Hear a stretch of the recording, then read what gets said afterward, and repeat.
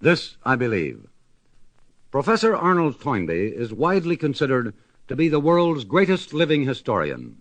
His monumental work, A Study of History, which now runs to 6 volumes, with 3 more due in 1954, sets forth his bold original theories on the rise and fall of civilizations.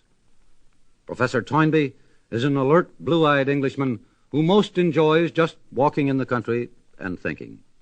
These are some of his thoughts.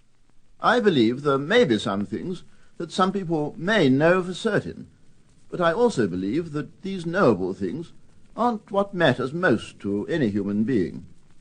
A good mathematician may know the truth about numbers, and a good engineer may know how to make physical forces serve his purposes. But the engineer and the mathematician are human beings first.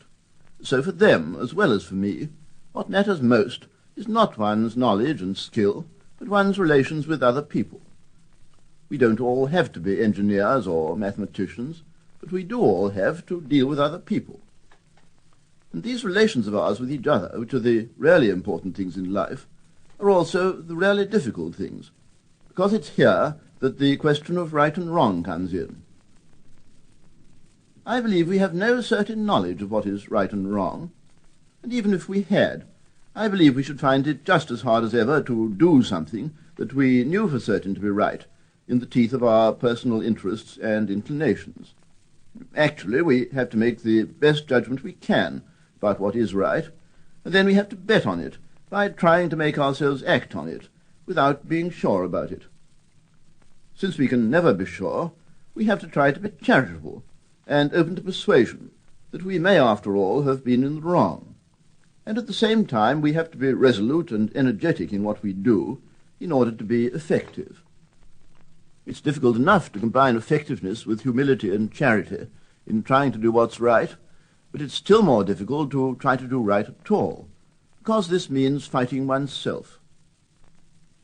Trying to do right does mean fighting oneself, because by nature each of us feels and behaves as if he were the center and the purpose of the universe. But I do feel sure that I'm not that, and that in behaving as if I were, I'm going wrong. So one has to fight oneself all the time. And this means that suffering is not only inevitable, but it is an indispensable part of a lifelong education, if only one can learn how to profit by it. I believe that everything worth winning does have its price in suffering, and I know, of course, where this belief of mine comes from. It comes from the accident of my having been born in a country where the local religion has been Christianity. Another belief that I owe to Christianity is the conviction that love is what gives life its meaning and purpose, and that suffering is profitable when it is met in the course of following love's lead. But I can't honestly call myself a believing Christian in the traditional sense. To imagine that one's own church, civilization, nation, or family is the chosen people is, I believe, as wrong as it would be for me to imagine that I myself am God.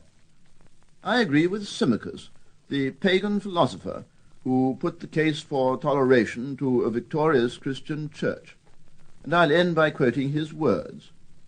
The universe is too great a mystery for there to be only one single approach to it. There the creed of Arnold Toynbee, the renowned historian.